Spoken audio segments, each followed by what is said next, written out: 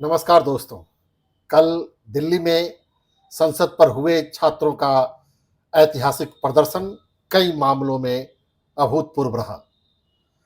दुनिया के बदलाव से बिहार भी और हिंदुस्तान भी अछूता नहीं रह सकता है।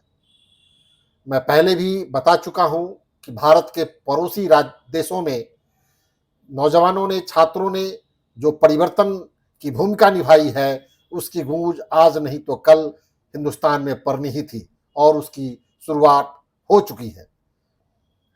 कल आपने देखा कि स्वतः स्फूर्त लाखों छात्रों का हुजूम, नौजवानों का हुजूम कल संसद घेराव में दिल्ली में उपस्थित हुआ। इसके कई मायने लगाए जाते हैं, लगाए जा रहे हैं और लगाए जाएंगे। लेकिन 14 वर्षों के अंदर में, या यूं कहे कि नरेंद्र मोदी के पूरे शासनकाल में इतना जबरदस्त विरोध प्रदर्शन उनको अभी दिखाई नहीं पड़ रहा था। लेकिन कल जो प्रदर्शन सरकार के खिलाफ हुआ है, वह प्रदर्शन सरकार की नींवें पूरी तरह से हिला दी है। अब यह इस्तीफा का मामला जो केवल धर्मेंद्र प्रधान तक सीमित था, वह प्रधानमंत्री नरेंद्र मोदी तक पहुंच चुका है। देश के को, छात्रों और नौजवानों को बहुत दिन तक गुमराह करने की जो आदत रही है, अब उनकी धैर्य की सीमा टूट चुकी है।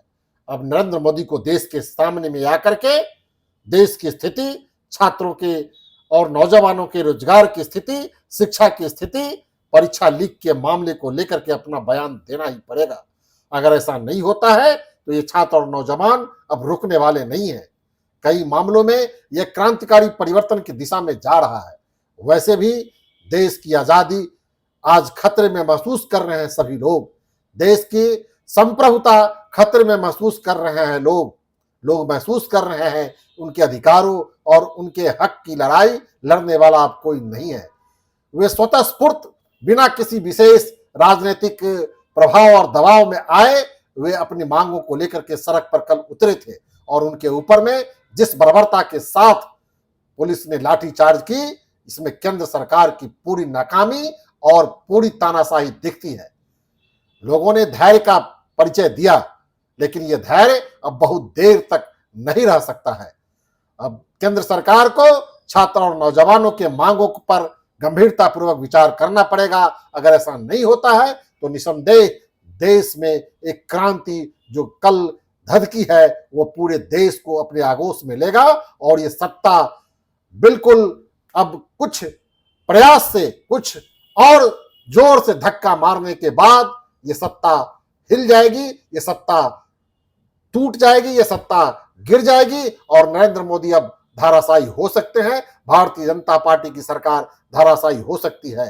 अब नौजवानों के नेतृत्व में एक नई सरकार, एक नए राजनीतिक दल की भी शुरुआत हुई है।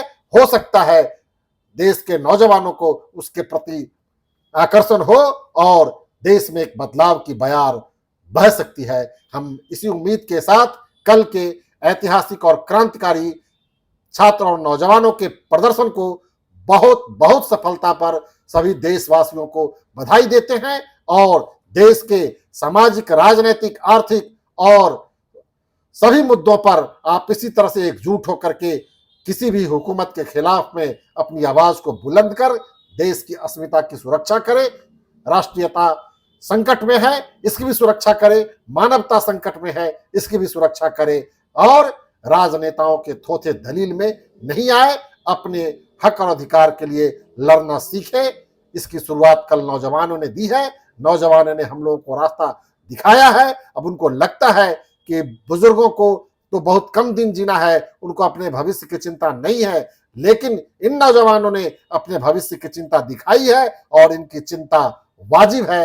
इन नौजवानों का हम देशवासियों से पूरी तरह से साथ देने का आह्वान करते हैं। आगे भी कोई आंदोलन हो तो निश्चित रूप से अपने बच्चों के भविष्य के लिए, देश की अस्मिता के लिए जरूर आप आगे आए।